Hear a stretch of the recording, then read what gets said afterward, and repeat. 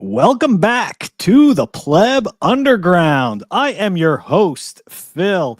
Got a special episode today, right? We don't normally do Saturday live episodes, but you know what? We love talking about Bitcoin. The plebs love listening about Bitcoin, so we're doing this. We're doing this. Now, joining me today is co-host Ulric, and we've got a very special guest. It should be very interesting. We've got GenZBTC. He makes a lot of educational Bitcoin videos on YouTube, and honestly, I can't wait to have this conversation because I'm a Gen Xer. Ulrich is a millennial, and GenZBTC is Gen Z. So it's either going to be clash or maybe we're all going to work together. Who knows? Who knows? Either way, should be lots of fun, guys. Before we dive into it, though, before I bring everybody up on stage, you know the deal. We're going to show some love to the Pleb Underground sponsor. We're going to be right back. Pleb Underground is sponsored by Archimedes Emporium. Discover the pinnacle of precision engineering, starting with their Bitcoin logo wall clock, meticulously machined in Maine from a solid block of aerospace-grade aluminum, ensuring unparalleled durability and performance. Experience the difference of a product made without compromise. Head on over to Archimedes Emporium.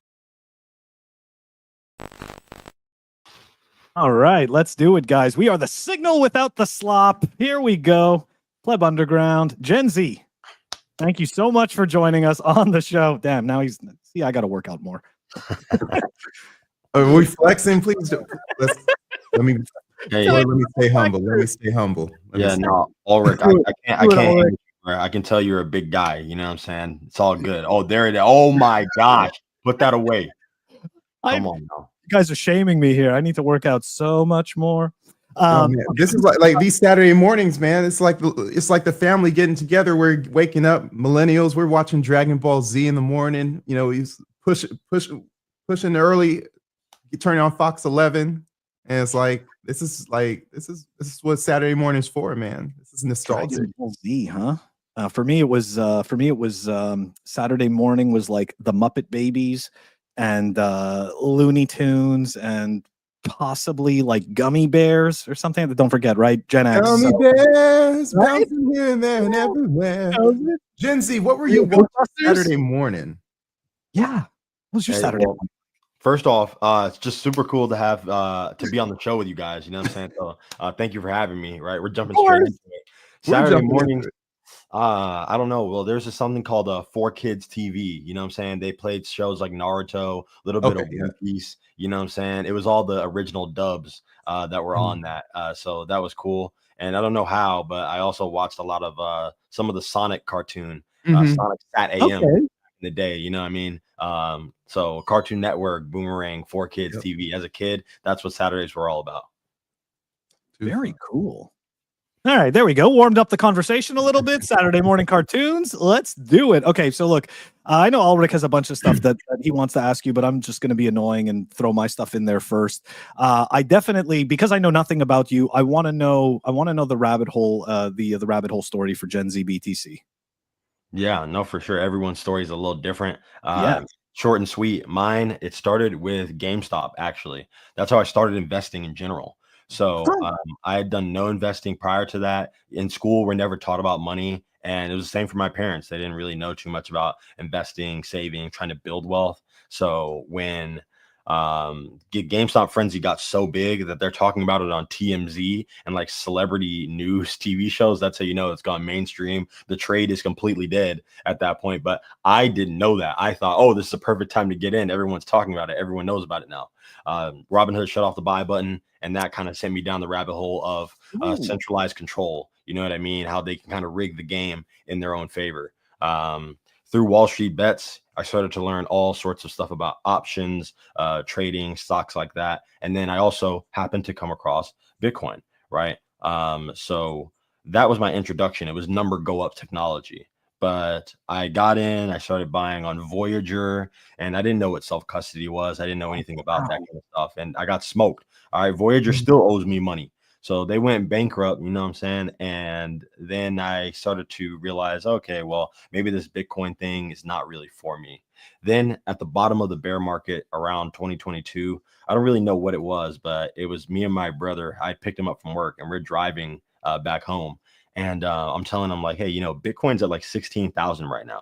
You know, if we buy back in now, it could 4x back up to like 64, you know, 70,000. That's not too bad. So maybe we should get back. That?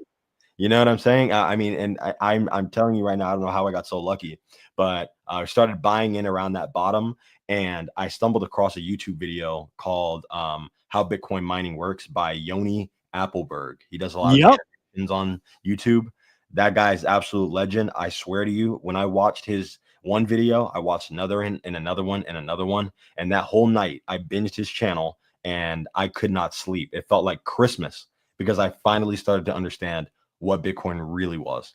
And since then, I have not looked back, you know, just dollar cost averaging, learning as much as I can. And it's gotten to the point where now I understand that really my purpose in life is to be a Bitcoin advocate. And that's what I'm going to do until the day I'm dead. So here we are. Very interesting that you came to this space through GameStop. Very interesting. Yeah. So it's like, in all fairness, right? And it's like, it's like complete degen finance, right? Like, because that's really what it is. Yeah. And then all of a sudden you end up going to the complete opposite of the spectrum, right? Which is Bitcoin. And I understand that TradFi people will argue that Bitcoin is extremely risky and would even argue that it's some type, right, a bit degen. However, the predictable supply, right? The predictable emissions, the hard cap supply, the fact that the government can't fuck with it. To me, like, that makes it more stable than anything else. But it's remarkable that we have this illusion. So, okay, so you said one of your big influences was Ione. I think it's Ione Applebaum. I could be wrong, but yeah, it's either. Very curious though, who were your influences in the actual, like, in the Bitcoin space? Not, I guess we'll exclude authors. Man, it's tough. Content were you influenced by and stuff like that, and why did you find it appealing? Yeah, I mean, honestly, I don't know if I can say excluding authors because what I did a lot of the time, I worked in this tweaker warehouse, right? That's always how I describe it. It was a warehouse. It was really like a second chance job for people who have like felonies and stuff like that. I don't really know how I ended up there. I just really hated working at Target. So I decided that I was going to work at some manufacturing plant that wasn't too far from my house, and the pay was slightly better. And when I got there, I realized, okay, I probably should not be working here, but it's fine, right? So in that warehouse, sometimes you would be picking, right? You walk around and pick items all day and make sure that you fulfill orders. Some days you're packing all day. You stand in your little station, you pack all the orders up, you send them down the little assembly line, you know? So either if you're picking or packing, one thing you could do is have your headphones in and just kind of do your thing. So I was always listening to podcasts and I was always listening to audiobooks. So again, Yoni Appleberg, YouTuber, watched a lot of his videos, but also listened to a lot of his stuff.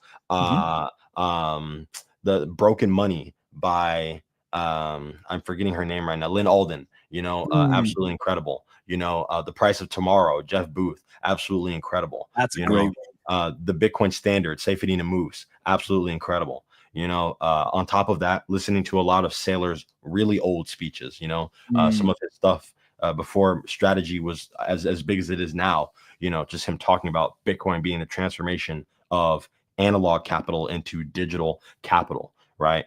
Jack Mahler's, a lot of his talks, just a lot of different influential people who are still influential to this day. They've only gotten bigger to this day. But you know, shout out to Yiannopoulos.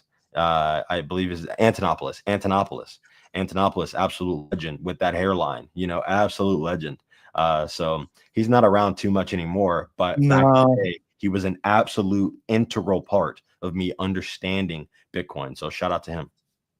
Yeah, I want to interject real quick because the funny thing about your ability to, or the names that you called out, is that you didn't just stop in the moment, 21, 22, when these events were happening in your life. You actually went to go back and do your research. The Sailor episodes that you're referring to were 2020, early 2020. Antonopolis was 2017. And so a light switch came into your head, and you said, let me go find why this is happening right now. And you did your historical research. Another thing I noticed, before Phil takes back over again, is that you know the degen space that you came from, when that happened, that GameStop, that AMC stuff, and they were pulling circuit breakers to stop whatever was happening. You realize that something's wrong. These centralized controls that you said, like, something's wrong, and it's almost like the matrix was flickering. And rather than just saying, oh, something is wrong, and then like that happened then, and now we go back to our normie lives, you said, no, this isn't. These controls, these things have been placed here to keep people asleep, essentially. And when you were told to go back to sleep, you didn't. You actually woke up and went deeper into the rabbit hole. So I find you kind of like this Gen Z Neo in a way, where it's like everyone has experienced the same thing, but somehow you recognize this weird dynamic, and you kept digging. Another thing is that you coming into the space, you having conviction when everyone thought Bitcoin was dead at 16,000. I remember this. I was at, it's like the FTX was happening, and it just 25% from 20,000 to 16,000 people. Everyone was saying Bitcoin is dead. And there are very few people who had conviction to back up the truck. And especially you, brand new, didn't have the history of knowing the cycles before, just discovering it. Hats off to you for buying the dip and having conviction in the time when most people around you would call you the most crazy. Yeah, you can call it divine intervention or whatever you want to say, but for some reason, I was just looking at the Bitcoin price and thinking, there's got to be a way that this comes back, because it's done this so many times. Like, this is a perfect time to start buying. I got my first paycheck back from Voyager after the collapse. I got 30% back. So I was like, all right, they gave me some cash back. They don't give you your Bitcoin back. They give you cash back, right? Because they still have the Bitcoin. They stole that, right? So they gave me a little bit of cheese, a little bit of cash. And I figure, okay, well, I got some of that. I haven't been buying since it's been going down and things have been crashing and the apps aren't really working anymore. So maybe I can find another way to get back into this and not lose all my money this time.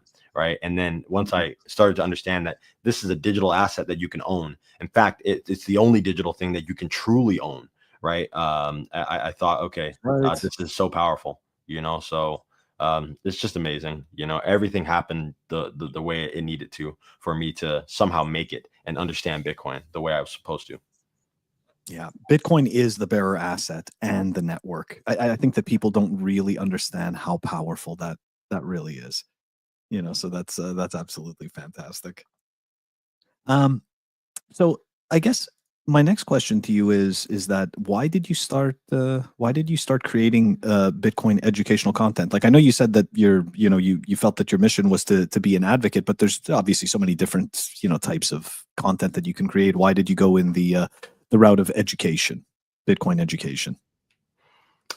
Because I know how, honestly, how awesome it felt for me when I figured Bitcoin out, and saying something like that to someone who doesn't really get it, it's almost like this evangelical, like, religious awakening or something like that. It seems a little bit crazy, but when it comes to, hey, BTC Moon guy, what up, bruh? He'd be in my comment section. He's awesome. But He is awesome. you know what I mean? But like, it sounds kind of insane, but it's because you just get this wave of like hope. You know what I mean? It just seems so awesome. It's like, okay, if I own enough of this network, I'm gonna be straight for life. You know what I'm saying? So, and that's just the way it is. If you understand the way it works, it's not just about you. It's about everyone who is not even born yet. That you'll hopefully help to procreate. They'll be able to look back and say, "Wow, my great grandfather was a true genius." Right? I'm so thankful that he was able to take the right steps to secure our future. Now we have to keep the legacy going. You know what I mean? Also, of course, I'm very thankful to Yoni because his content really helped to educate me. And I want my content to really help to educate someone else. Maybe that inspires them to do something. Maybe they don't have the gift of gab, but they might be a great writer. They might be a creator in terms of being an artist. They might start making Bitcoin art. Perhaps they're a director of a company of some sort, and they put their company on a Bitcoin standard, right? They liquidate their treasury assets from treasuries, U.S. treasuries, right, which fund war and fund bombing of innocent civilians and all that other stuff, and we end up liquidating all that, transferring that into Bitcoin, right? The Freedom Network, stuff like that. So you never know who's going to watch your stuff. I've gotten so many different opportunities because of the fact that I am trying to make a platform for myself. So not only is it for me, it's for the betterment of everyone, and I want everyone to feel the hope that Bitcoin can give them in a world that feels really, really hopeless, especially for Gen Zers, because young people need the money the most. They need the education the most, because we feel inflation the most, and inflation is a compounding issue, and the younger generations feel it much harder. It's crushing them much harder because it's been getting bigger over time. Yeah, I can definitely I agree with I definitely agree with all those points. Very curious though, did you happen to in your whole story though, I didn't hear you falling for shit coins. I mean, with the exception of coming to Bitcoin through GameStop, because of course, right, according to depending on the purity level of Bitcoiner that you are, right, stonks are shit coins. So besides the stocks, did you ever get fooled by the Affinity scams? Like Ethereum and stuff like that. Yeah, no. I don't think anyone has a straight and narrow path in the crypto space, even though we want them to have it. It's just tough, and you only figure that out through getting burned, right? And you only figure that out through true curiosity and education, right? So when I was buying stuff on Voyager, I was just buying it because it was all going up. I mean, I was a genius, because everything was going up. I owned BitTorrent. I don't even know what that is. It's probably dead now. I had like 2 Ethereum, I had Bitcoin Cash, Bitcoin Satoshi's Vision, because they were just going up. I literally did not know the difference between any of these things. All right. I just knew that Bitcoin was the biggest one and it was guaranteed to kind of like stay solid, and that all the tiny ones go up a little bit faster than Bitcoin. What do they do? That doesn't really matter, right? They just go up a lot. So I had plenty of those. Again, lost them all because of Voyager. But when I came back into the space and watched the Bitcoin videos, understanding why Bitcoin was truly different from crypto, that insane distinction that is so necessary in order for you to really succeed in this industry and to understand this asset class. It took a while, but once you get it, you really cannot go back. And there's plenty of people who don't get it yet. They have all their different arguments, well, buy my quantum proof coin, buy my yo-yo coin, buy my shit coin, buy my whatever, oh, we can do 20 trillion transactions a second. No one's using the network, little bro. No one gives a shit, so and how secure is it, right? Like that's the other thing, right? How many confirmations? So that's the other thing, but that people oftentimes don't get, right? So when a lot of times when some of these altcoin salesmen are trying to sell you on the faster transactions and stuff like that, but the question is, how many confirmations equals a enough of an amount of confirmations, right? Like how many actually equals enough security that your transaction can't be reversed? And if you go take a look at those other tokens, it's pretty scary stuff. I mean, I still remember, I think it was ETC, which was ETH's original chain. And theirs was something like over, it was like, was it like 2,000 or 3,000 confirmations or something to Bitcoin's 6? So it doesn't matter that you can do all these transactions per second. Nobody's using this, so it's exactly what you said. Absolutely. Again, and that's that level of understanding is just a little bit deeper than most people are at, you know what I mean? And once you start understanding all the different facets of Bitcoin, there are so many different disciplines that Bitcoin can help you to understand the truth about, right? To see through the matrix. It teaches you more about history. All right. It teaches you a little bit about physics, right? It teaches you a little bit about economics, right? And it just reveals all these truths about society. Bitcoin is a truth machine, and that's why it's so powerful.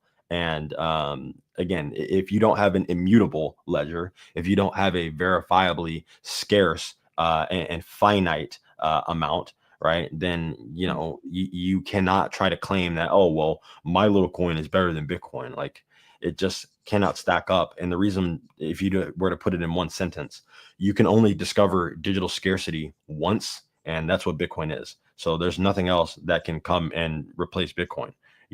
Saying something like that, people will say, oh, Bitcoin's like the MySpace of social media. It's going to One of my favorite arguments. All right, I brother. love At that the one. end of the day, at the end of the day, Bitcoin is the internet of the world. There is no internet 2. That's why Web3 was a complete scam. You just build on top of the internet, and the network just keeps getting bigger and stronger. That's just how it works. Bitcoin is the internet of money. Yeah, I definitely agree. I have a question. What the hell is that thing on your cap, man? This is a microphone. It's a microphone. Yeah, the Rode mic. You know what I'm saying? So no matter where I look, the audio is still the same. So Like the Rodecaster kind of thing. Yeah. The receiver's in the laptop. The actual mic is up here. So I don't know. I've just been rocking it that way since I started. And a lot of people do ask that. They're like, what the heck is that thing, bro? I get to show off my caps. This one is something that was given to me at a Vegas Bitcoin conference, or rather a Vegas Bitcoin meetup.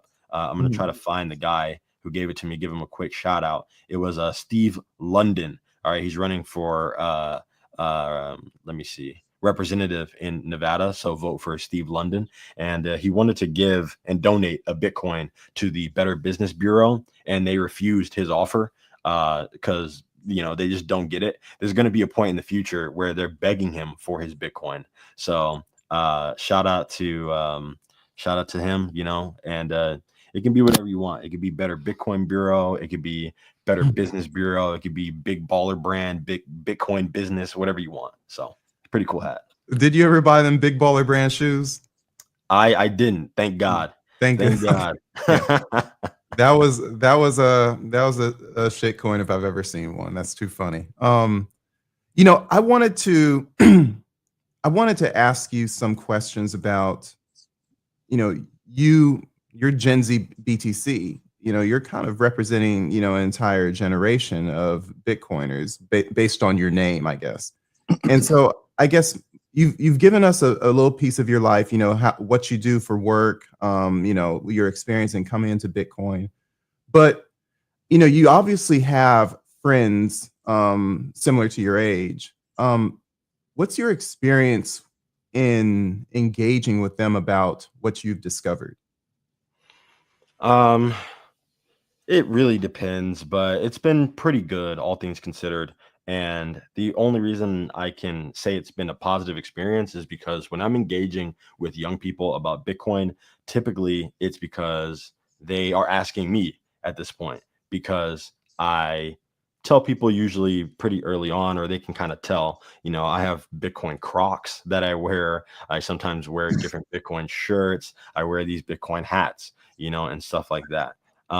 And that's just how it goes. So then people are a little bit curious. Maybe they already know me, they're already a friend of mine, and then they say, hey, can you tell me a little bit more about this Bitcoin thing? Or really, they'll ask a question like, well, what happens when quantum computers get better and Bitcoin gets hacked? And not necessarily in like a gotcha kind of fashion, but these are questions that they think are well, this is stuff that's holding them back, I guess, from understanding or putting money into Bitcoin. Overall, I think that younger people are more open to understanding Bitcoin and where it comes from and why it matters, because we've already grown up in the digital age. We've already kind of gone over, digital skins in Fortnite. We've been online. We've already done these certain things. So we understand it just a little bit better. But it's just how it goes, So I would say that Gen Zers are open to trying to understand Bitcoin. Not too many of them are super closed-minded about it, at least in my experience. And that might just be because they already know me, typically. Yeah, I'm an older brother, so I'm oldest of 5 kids. So, and most of them are millennials, younger millennials, and then I'm like an oldest millennial, they're middle or younger millennials, and then I have one Gen Z brother. And it's funny to see the dynamic that I have with my Gen Z brother versus my millennial siblings. It's not like odd or different. It's not odd, but it is different. And he's seen the world from a different light. When he's born into a world that has the internet. Where it's like he's always known the internet. I remember learning about the internet when I was young, but it's like it was novel, it was alien. And so now, you have this Gen Z dynamic where they are, if they can be, they're exposed to a not Bitcoin in sort of like a banner scam at the bottom. I remember I would hear about Bitcoin in 2013, and it was like, I'm searching through my internet video game like guides, and I would see buy Bitcoin, and it's like, oh, that's a scam, obviously. And it's like, but now, like, any Gen Z of age is seeing Bitcoin in a mature, in a acceptable way.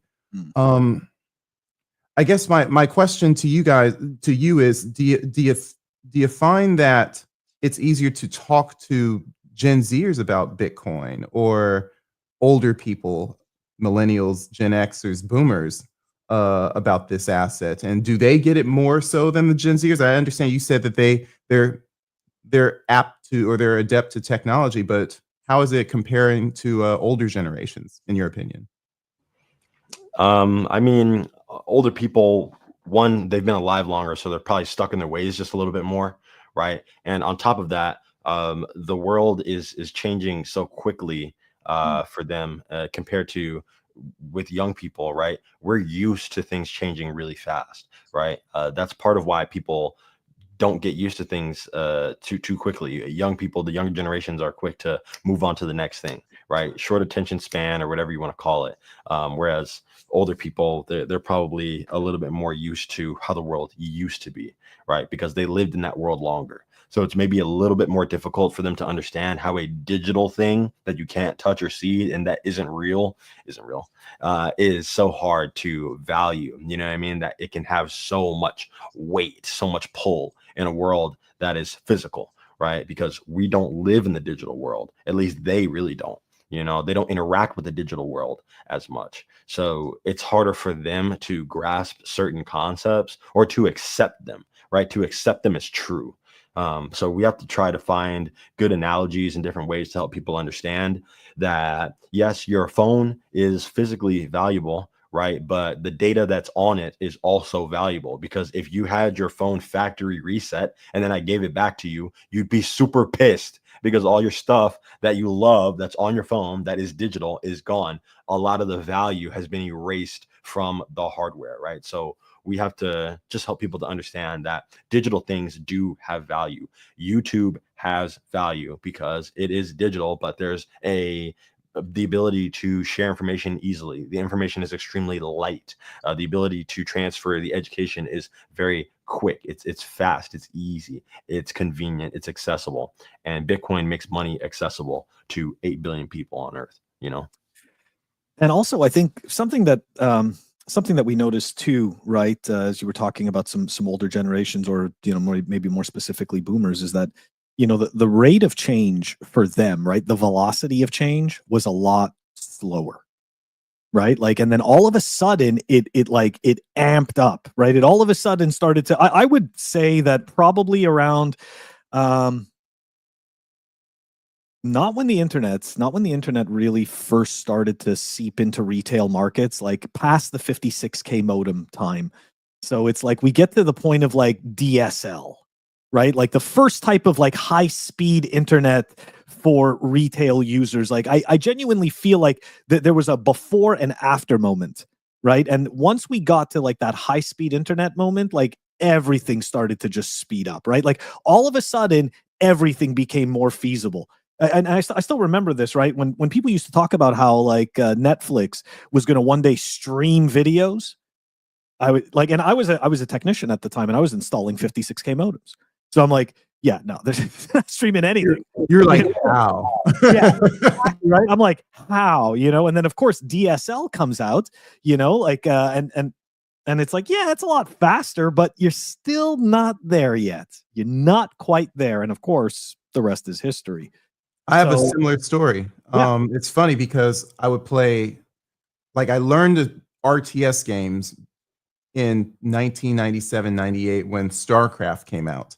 And, I was playing this game and I'm not really, and there's an internet access, play the game online, battle.net. I'm like, why would I want to play online? It's slow and it's always bugging out. And it's like the game, single player is so simple. And it's like, oh, I can even direct connect to someone, play one-on-one. And then I got cable modem. I never had DSL. It was like two technologies. I had the cable modem.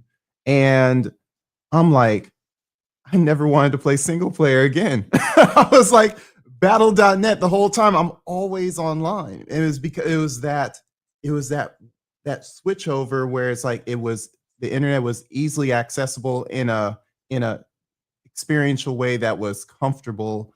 And it was just like, bam, online games. Once cable modem came out, online games were here to stay, and it was only going to exponentially grow. Yeah, absolutely. I actually want to go back to something that you were talking about, Gen Z, because you were talking about a lot of the early material that influenced you, and I'm very curious. Have you read anything from the Nakamoto Institute.org, which is made by Pierre and Bitstein? Have you ever read anything from there?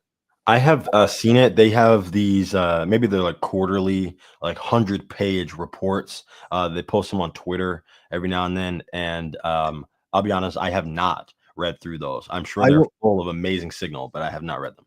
No, I mean, look, there's time, that is a repository of signal, right? It's essentially all of Satoshi's original correspondences on the different message boards and emails, right? So oftentimes when you see people arguing about what did he actually say? What did he actually think? That's a really good place to go. But the reason why I bring it up is because one of the best articles that anybody can read or listen to is Everyone's a Scammer. I've said this 1,000 times. It is, even before I suggest to people to read the Bitcoin Standard or even the freaking white paper. It doesn't even matter. It's prior to any of that, first, people need to get their heads in the right space, because if we don't understand that everyone is a scammer, then we most likely are going to get scammed. So it's very I don't know, for me, that is a de facto book. So I'll send you the link. I'll send you the link after, but definitely a worthwhile read. And another one is Nick Szabo's Shelling Out, right? Which talks about essentially, right? It's like how old cultures were using shells as money, so, and what happened to them, right? Right. Yeah. No, you cannot ignore someone who has harder money than you. And it's funny, the whole thing of shelling points. I found that out not through Bitcoin. It was just interesting. There was a YouTube video. It basically has no views. I couldn't even tell you the name of the video. Sounds about right. Yeah, no, it was a random video, and I think someone did it for their class for college or something. And it was discussing what a shelling point is, and the way the video worked was it was like a tic-tac-toe board, and they were like, okay, if you're watching this, if you had to guess what other people would pick in terms of which square they would choose, which one would you choose? For a tic-tac-toe layout, most people choose the center because it's just evenly in the middle of everything, right? And then he went on to use more examples, like, okay, if we're going to meet up somewhere in the state of Nevada, where are we going to go? Some people might say the capital, which is Carson City. Most people don't even know that. Most people are going to say Vegas. We're going to go to Vegas. Right? So just stuff like that. So, and then once I realized that, I was like, okay, you can actually apply shelling points to all sorts of things. Okay, what's the shelling point of social media? At one point, it was Facebook, right? That's why they ate the entire market share. That's why their network got really big. What was the shelling point of of money? You know what I mean? That's pretty much why gold started to take over as a natural shelling point for money based on its properties. And now we find that Bitcoin is the new shelling point of money based on its properties. And eventually everyone will kind of default to that point because that's just the natural order of things, right? Like that's just the way that people behave, right? It takes a long time, but as we push education, as we help people to understand why money has certain qualities, right, and why we favor those qualities over others, you find that Bitcoin has the best qualities. Therefore, it will be the Schelling point of all value, instead of storing value in assets that degrade, that are subject to entropy, that break down, that can be easily stolen or counterfeited or broken. You want to store your economic energy. You want to store value in an anti-fragile system. Bitcoin is the Schelling point for capital. Bitcoin is the Schelling point for monetary value. And as more people figure that out, it's just going to keep getting bigger and bigger. I'm sold. I'm going to buy some Bitcoin. No, I appreciate it, man. That's great. That was like very awesome. Good. All the bullet points, man, right there. Let's go. What are your thoughts on the Bitcoin treasury, the treasury companies? Sorry, the Bitcoin treasury companies. What are your on purpose? No, of course not. I didn't mean to say treachery. I meant to say treasury. Well, look, this is just how I see things, right? My strategy is going to be the most valuable company in the world, probably by a lot. And that's just because of the way they have their company set up currently.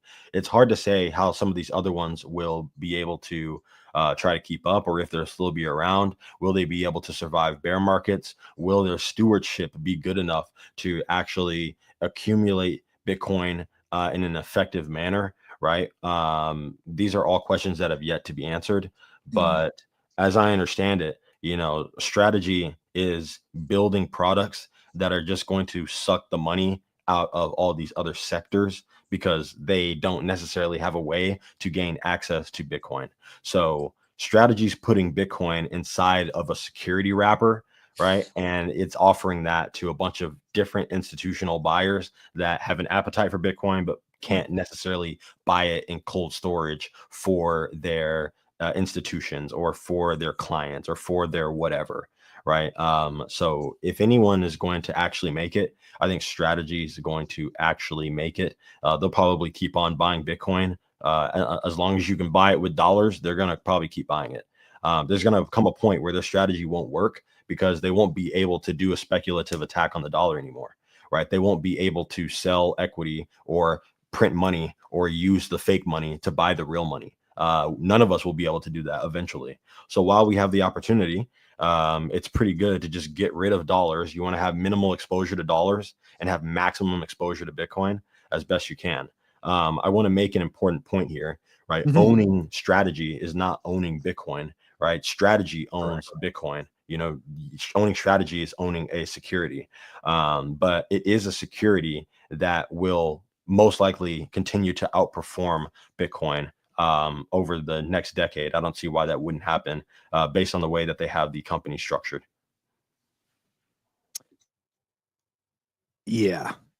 Go ahead, Ulric. I was gonna say, I appreciate your point of view. However, no, go ahead. Yeah. Well, so I mean, I don't think we want to turn this into a strategy conversation. No, we do not. But I will say that if they are going to outperform Bitcoin, the times to outperform Bitcoin should be during the bull market time frame.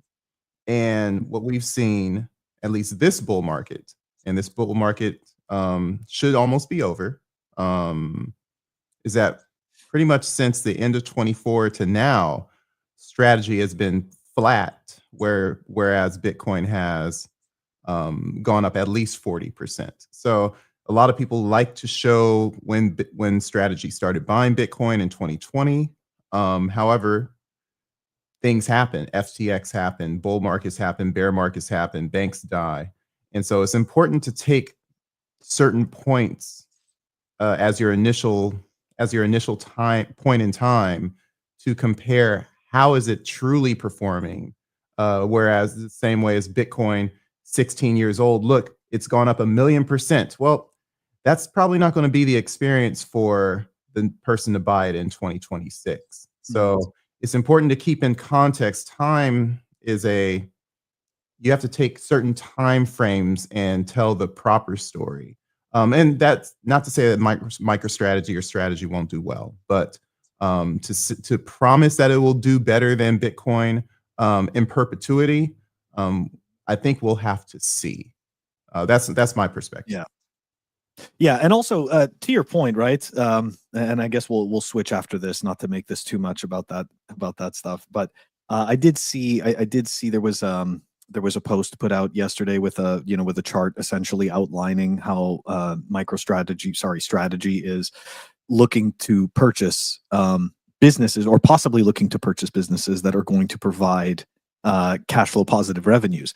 It's pretty funny because, and again, I 100% going to take credit for this. You've been saying it. We've been saying this the whole entire time from the beginning. It's fucking obvious, and it's so sad. It's so sad that some of the most educated people in this space and the biggest accounts and biggest influencers denied that. Made you sound like you're crazy. Made it sound like you have no idea what you're talking about because my education and my creds. And in the meantime, what do you have? You have these guys slowly grinding to that realization. Oh shit, I can't just continue to dilute shares into perpetuity with absolutely no revenue just because I have Bitcoin. It's mind-boggling. I'm completely surprised. It's just so sad because, again, you come to this space and all these people talk to you about truth, and they talk to you about thinking critically and all this stuff. But the second somebody tells you something that makes you feel good and pump my bags, all that shit just goes out the window. You just become another cheerleader standing on the sidelines. Bull markets are scary. Yeah, they are. I actually hate them. I love them, but I hate them. Right? I keep telling you. What do I keep telling you? I'm waiting for this bull market. I can't wait for this bull market to be over. Freedom go up, number go up, right? All of this stuff go up, but at the same time, noise go up, scammer count go up, grift amount go up. Right? The tide raises all boats, even the ones that should have been sinking. Like Ethereum, my strategy, Cardano, they're all going to go up because of Bitcoin. But hey, I'm not going to give you a chance to respond to that, GenZBTC, because I want to talk to you about things in relationship to the Gen Z experience. Okay, I'm going to pull up some slides or some charts. I'm wearing my cool teacher glasses. Let's see if I can pull things up.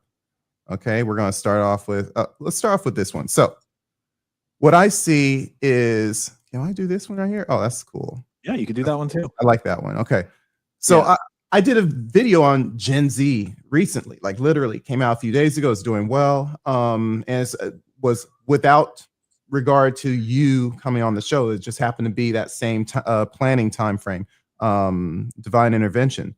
What do you think about when you see this slide? And by the way, we have like 4 more. So, plan your response. Let's do it. First thing I have to say, I actually very strongly disagree with you guys on the last point. We're not going to talk about it anymore for now. Strategy. We can take bets for Satoshis. Oh no. Okay, that is something I do love. I do kind of like gambling. You're a poker player, craps player. What do you play? It's okay, we're all degen. We're here. Yeah, we all have a little degen inside of us, right? I do live in Vegas, you know what I mean? So yes, gambling is in my DNA. Okay. But I do love craps. And I do love sports betting on stuff that I actually watch. Like I'm not going to sports bet on women's tennis, you know what I mean? But I will sports bet on UFC because I love the UFC. And nothing feels better than watching your guy that you already wanted to win make you money. NFL? No, dude. I'm sorry. I'm not gonna. You're like my little brother. Like he doesn't watch traditional sports. Like what's up with these Gen Z, bro? Not playing volleyball, skateboarding. And UFC, like what happened to the game I love, man? What happened to the real sports? What happened to the real sports? I guess I'm old now. Right on. It's all good. Hey, we will talk about that a little bit later. But for this is what I'm talking about right here. It's sad. You know what I mean? Because we live in this society that's it's extremely hopeless, right? We have this idea of the American dream, right? And the American dream has been stolen from a lot of young people, and they don't necessarily know who to blame. So they start pointing fingers everywhere that they can, right? It's Bernie Sanders, it's Donald Trump, it's the immigrants, it's the blacks, it's the whites, it's the Jews, it's the whatever. You know what I mean? It's the climate change, it's the kids, it's the I don't even know. It's just like it's communism, it's capitalism, it's cope, it's all cope. Because at the end of the day, we're losing value because our purchasing power is getting eroded, right, by the Federal Reserve, okay, by the U.S. Treasury, So by it's the the money. people who have access to print money, and they don't understand that. People think inflation is just, price go up and that's it. And the prices are going up because maybe the corporation's just so greedy, they're going to raise the price of everything. Yes, corporations can sometimes be very greedy, but the price of everything is going up because the value of the thing that you're using to buy stuff is going down. All right. The good example I like to use is eggs, right? Eggs have been around since forever. Okay. 10,000 BC, the year two. Okay. The year two and the year 2025. All right. They're just eggs. They come from chickens. All right. Maybe we put a little more steroids in them and a little microplastics, you know what I'm saying? But at the end of the day, they're eggs and they come from chickens. For some reason, the price of eggs is going higher, even though they've been around for a long time. The eggs have never changed. All right. If anything, yeah, they've gotten worse, and we still have to pay more for them. Why is that? We have a worse product and it's going up in price. The eggs aren't changing. The piece of paper that you're using to buy the eggs is changing and it's going down. So that's why people feel like, oh my goodness, my groceries, I can't keep up. I used to be able to, now I can't. My rent, it keeps going up. I used to be able to keep up, but now I can't. My wage is mid. Okay. I got a 2% a 2% raise after being the best wagee in the office, right? What's going on here? Inflation 7%. My wage is increasing at 2%. How can I get ahead? I can't do it. So what's the point of saving money? What's the point of saving money? There's no point. Savers are punished. So I'm going to live in the moment. I'm going to use my TikTok brain rot brain and just do now, dopamine, dopamine, dopamine. I'm not going to delay any of my satisfaction because what does it matter? I won't be able to buy more if I save now because my money's going to be worth less. So who cares? They might not understand that inherently. They might not understand exactly why that is the case, but that's how they feel inside, which is why they feel like saving is hopeless. Okay. Okay. Yeah. Here, it's a very good point. So let's go to another slide. All right. So we talked about that one. What about this one right here? Oh, I'm sorry. Womp, womp, Oh, it womp. looks the same. Did I pull up the same one? Okay, we're gonna pull up this one right here. There we go. Yeah. What do you? I mean, Oh, what happened? What happened? Absolutely peak. which one? Which one do you want to pull up? Wait, what am I looking at? It was lagging. Okay, hold on. Let's remove that one. There we go. I want to talk about this one. Okay, what I'm seeing is 51% of Gen Z views their college degree as a waste of money. And I'm glad people are starting to feel that way, right? Because the cost of education is going up. The value of the education is going down. All right.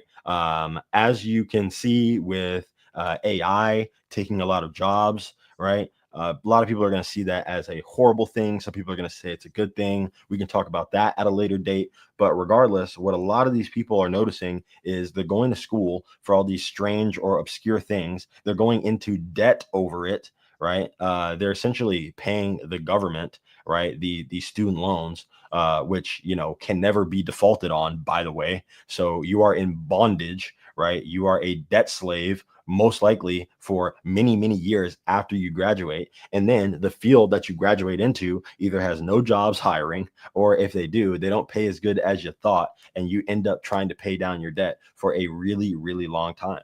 And it's just sad.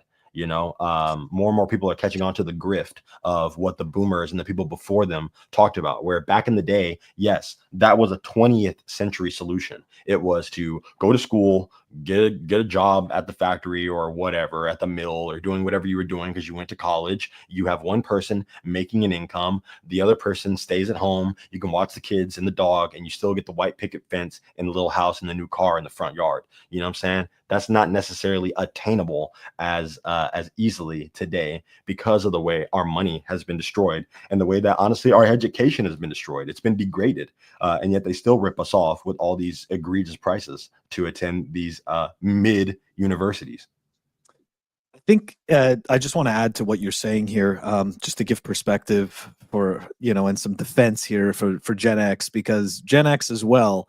I can tell you when I went to college that we were already starting to see that, right? We were already starting to figure out that, hey, wait a second, I'm going to go to college. And then after that, I'm going to have to go to university. And then I'm just going to become like, a guy working in the administrative department in an office. You know, like that's kind of really like the amount of money that you spent, the amount of time that you spent, the amount of energy that you put in. You could have literally just gone to work for that company, started at the bottom, right? And just experienced your way into that position that you have now been educated for, that you've paid for. So I can tell you, it already began for us in Gen X, and even for me, right? Like I was in college, and originally I was looking at, don't laugh, I was looking at archaeology, right? Because I love ancient civilizations and I love history. And I was like, well, I loved history, I should say. I don't really care so much about it anymore. But yeah, you know, like that seemed like a really good path. And then, you know, because I was idealistic, right? I wanted to do something that I was passionate about. And then my father, right, who's a boomer, much more realistic, looked at me and was like, you're just going to be on welfare. Like that's what's going to happen. He's like, you're going to either be on welfare or you're going to be a teacher. He's like, and there's nothing wrong with being a teacher. He goes, but if that's not what you wanted, then there is something wrong with that, right? Because that's not what you wanted. So essentially, in my case, it did end up going the path of going to a professional school, right? Learning how to do a profession, right? Learning how to do a certification and having a trade, right? Having a proper skill.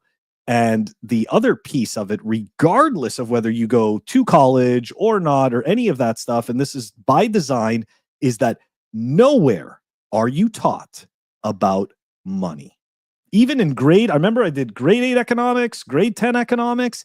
Neither of those classes, right? Neither of them explained how money worked. What it did do is it indoctrinated us with how the government controls money. That's all. So the idea never even spawns, right? You don't even sit there and think, how does the government create money? How is this power bestowed upon them, right? It's like, you don't even think that, because that's not part of that isn't part of the point, right? Like that doesn't help anybody. The point is just to get you not to think about how that's made. You know? So, yeah, you're just supposed to be a little worker bee, bro. Stop asking questions, little bro. You're about to get in big trouble. All right. Sit down. Okay. Listen to my Keynesian slop. Okay. That's just how it is. That's right. Dude, you know what? It's funny that you say that too, because I remember in grade 10 economics, I remember like raising my hand and saying, why can't I just be a business owner? And I shit you not, the teacher just laughed. And he goes, yeah, it's nice to have big aspirations like being a business owner. He's like, but the majority of you are just going to end up working for somebody else. And again, there's nothing wrong with that, but the point is Very that inspiring teacher. Holy shit. Right? Sounds like because he knows. Who hurt you? But it's right? true. You know. He kept it real. Yep, he did keep it real. Crazy stuff, though. I like where this is going. I got a couple more. I got a couple more. The slides here. Yeah, here we go. More education. Why is this lag? Let me pull off. Yeah, this is happening to me. It's a StreamYard problem. Don't worry. It's nothing you're doing wrong. Here we go. Worker confidence has dropped to a new low. Baby boomer and this is since 2020. I'm describing it for the people who can't see. Since 2020, Q1, we know what kind of happened there. We don't need to talk about it. But everyone's kind of increasing their confidence as we had a little bit of money printing. But right around the time of the end of Q4, I remember the Chinese real estate company blew up. The bull market for Bitcoin was down. The Fed said that they were pausing rates. And then we see the drop. 2022 happen. We go into a war. Ukraine and Russia go into a war, and there's like uncertainty around the world.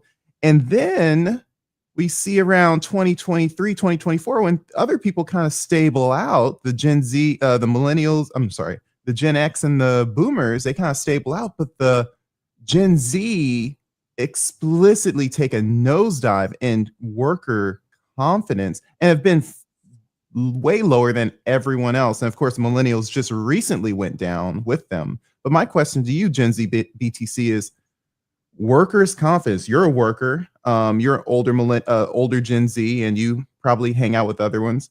How do you explain this chart from your personal experience and the experience of others around you?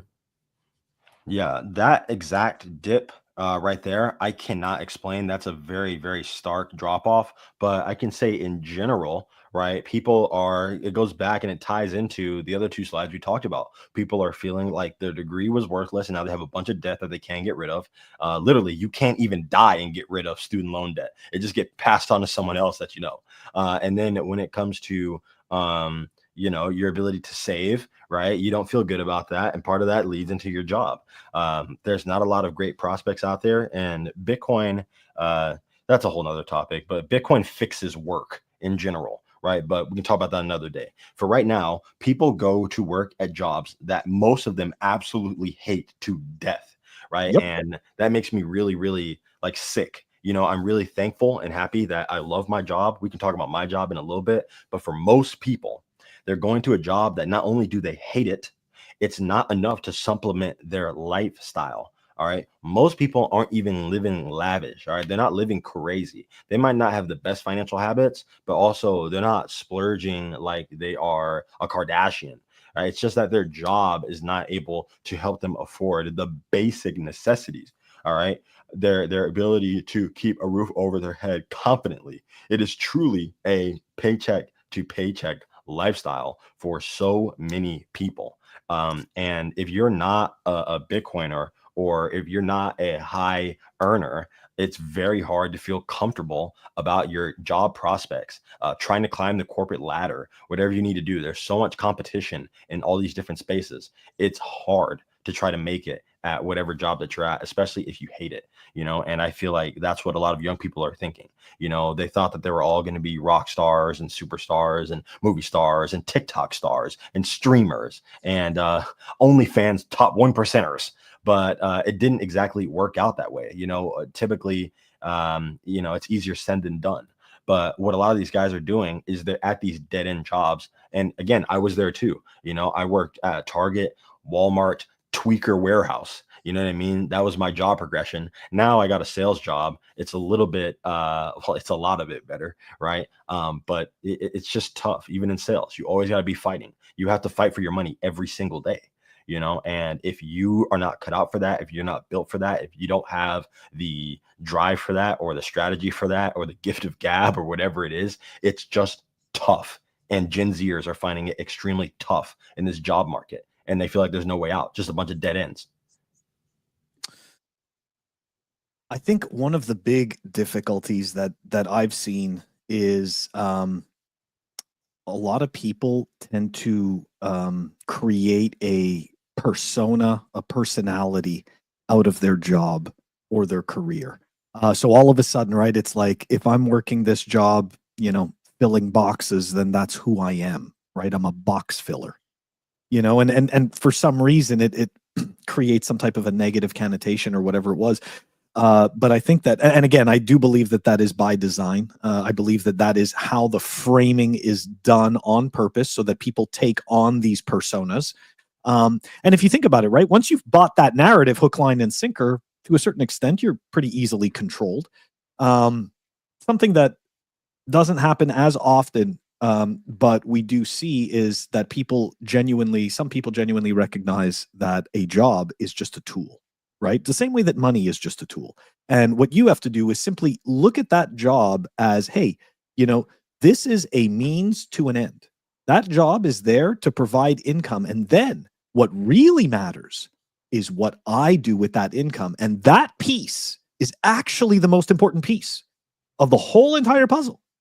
And that is the piece that is conveniently hidden away. Right? And it's masked behind a whole bunch of consumerism and brand washing, right? To sit there to make you think and act in a way that is not really conducive to your own well-being, but to someone else's. So a lot of mind fucking going on. Yeah, no, they keep you in this mindset of, Yeah. oh, you're a low income earner and you're also a low skill worker. You have a Mm. low skill job or whatever that is. It just puts you in the bottom of this totem pole, right? And then you go there, you hate it, you know what I mean? And you start to think, I mean, is this it for me? This is not what I thought I'd be doing as a kid, and it just crushes you, it breaks you down, and it just, like I said, it's just it steals your hope.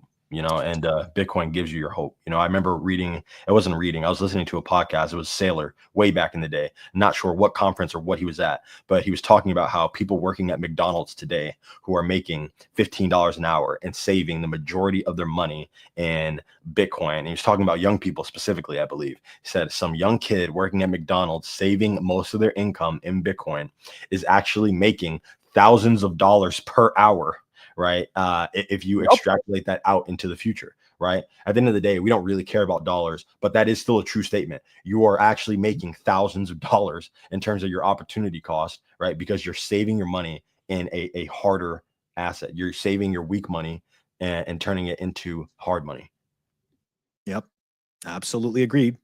Oh, you're muted, Ulrich. Well said. Thank you for that. I want to pull up one more slide, and this one is about how many households have $1 million net worth. And I think you guys were talking about how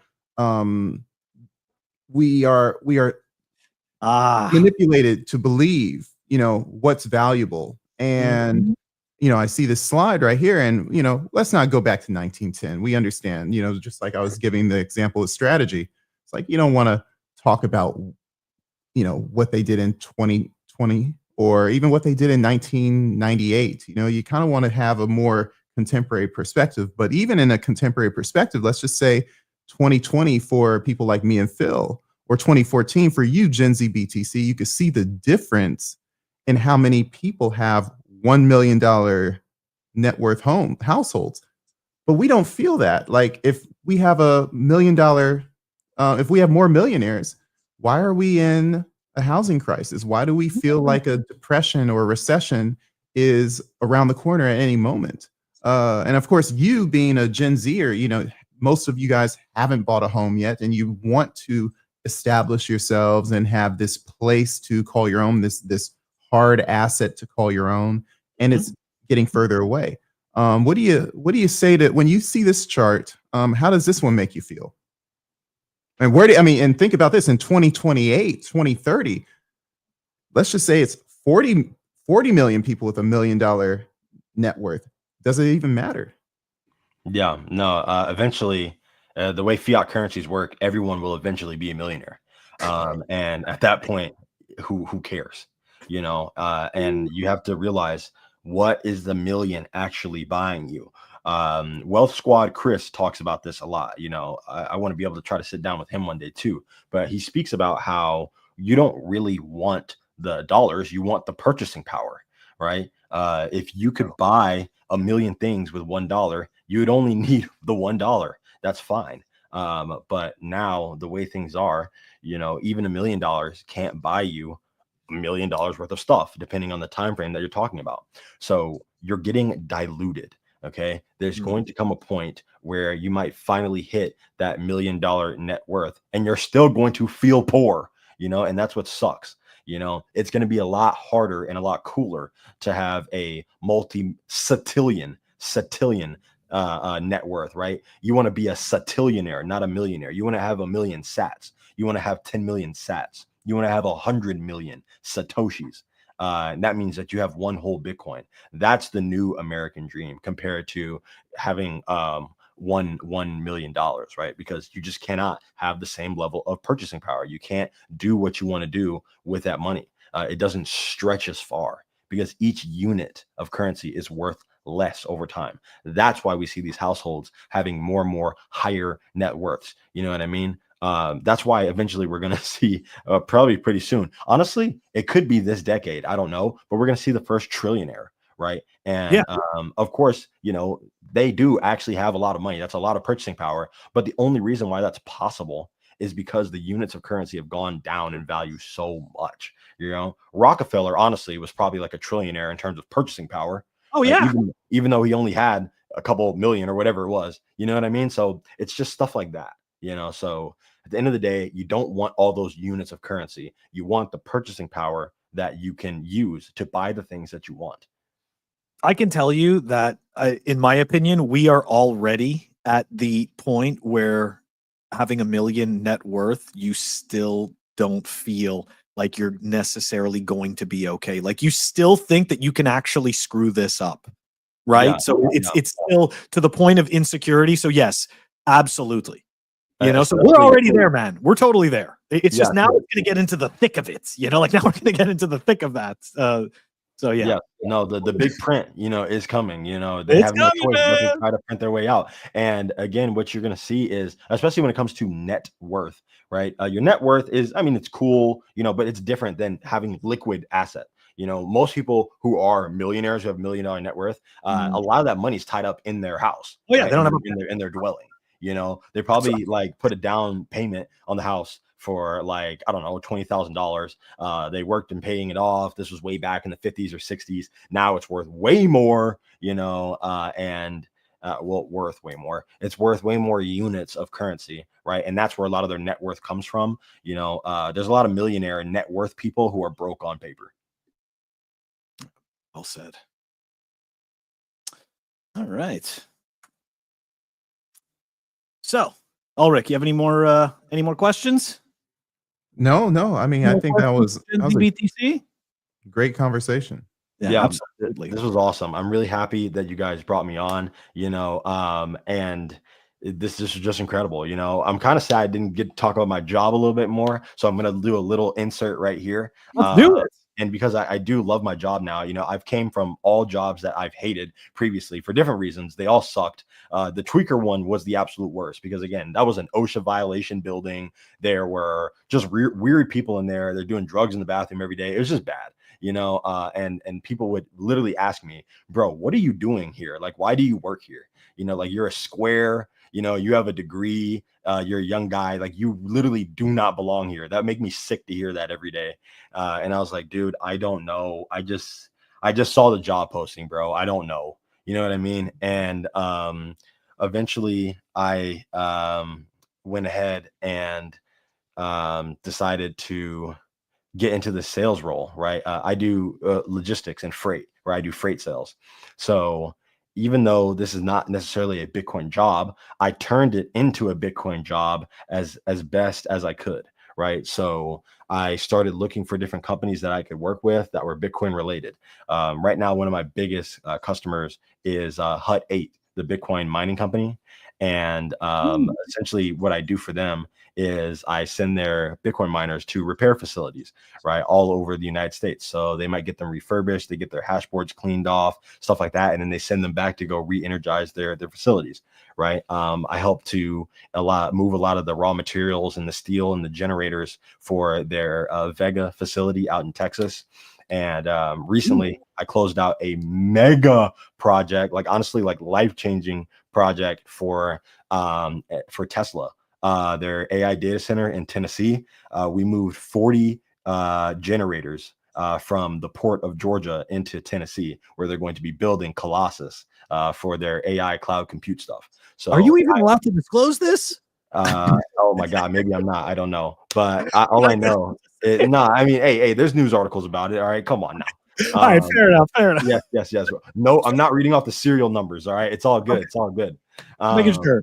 But yeah, no, I mean, it's super cool, you know, and it's just great opportunities. And the only reason why I'm able to do that is because when you're in this type of sales role, you kind of go out and fight for your own business. You talk to who you want to talk to.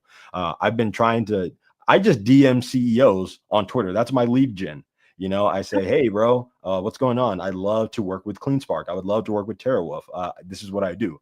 You know, I'm not just some kid in his mom's basement. Like I actually have a real job and I take it very seriously. And so far it's been going really, really well. And I say that to say that even if you kind of hate your job right now, it might be necessary in order for you to take that next step to get where you want to be, at least a little bit closer. Right. At the end of the day, I want a job in the Bitcoin field, you know, whether that's working for Swan, selling people on Bitcoin or getting them set up with an account and then helping them to understand self-custody, or working for the Bitcoin way or for strategy or something. You know what I mean? I want something that pays me in sats. But while I have my fiat job, I'm going to try to make it as Bitcoin as I can.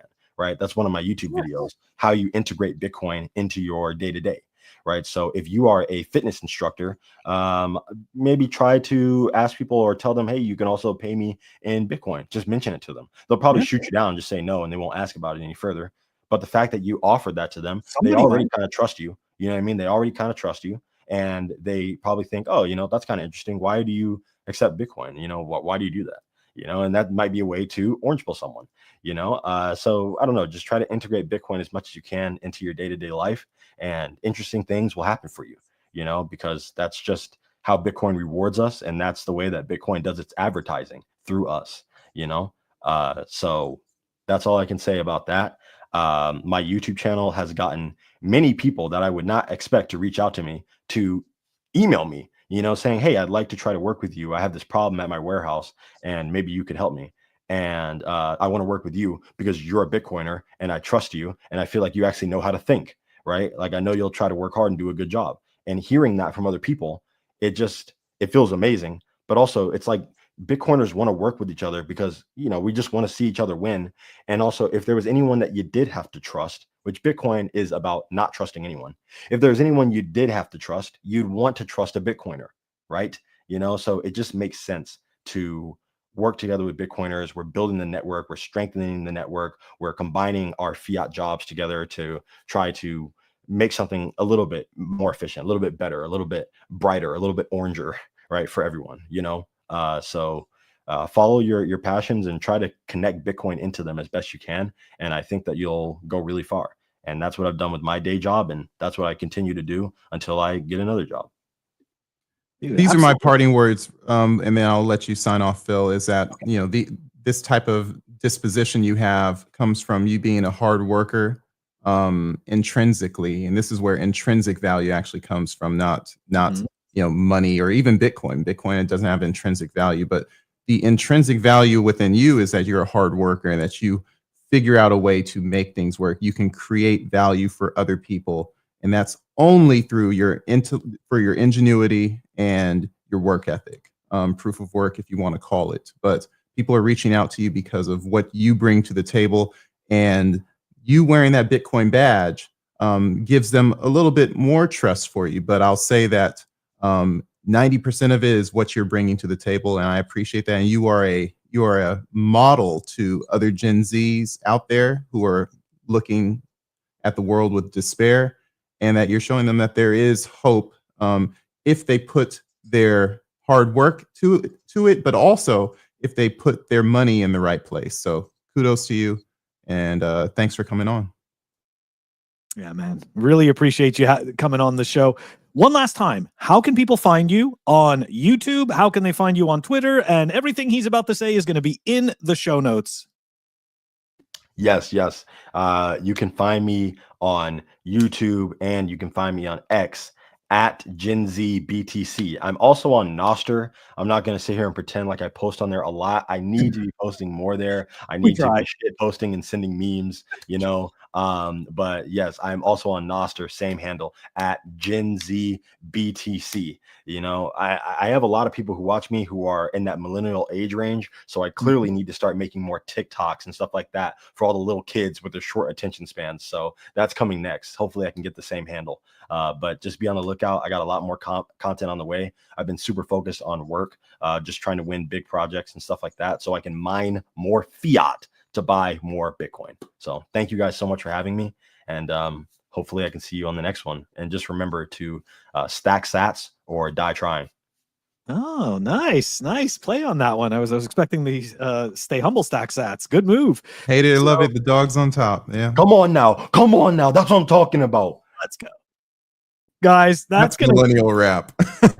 That's gonna do it. This is gonna do it for us today for the episode. Absolutely amazing. Thank you again, Gen Z, for coming on the show and edifying the audience and myself and Ulric on certain things that we weren't aware of with your generation. Totally appreciate it. And man, seriously, I think you're genuinely giving people hope. Like I look at your behavior and the way that you speak, and dude, this is good stuff. This is the right path. All right, guys, that's going to do it for us for today. Have an amazing weekend. And guess what? You guys have been paying attention to the content that we make, and we've noticed. So we're going to be doing the monthly episode more often. That's right. We're going to be doing it twice a month. And The next one is going to be Monday evening. Get ready, guys. We got a lot of topics, roundtable. It's going to be Ulric, Humble, and myself. All right, guys, have a great rest of the weekend. Take it easy. See ya. See ya.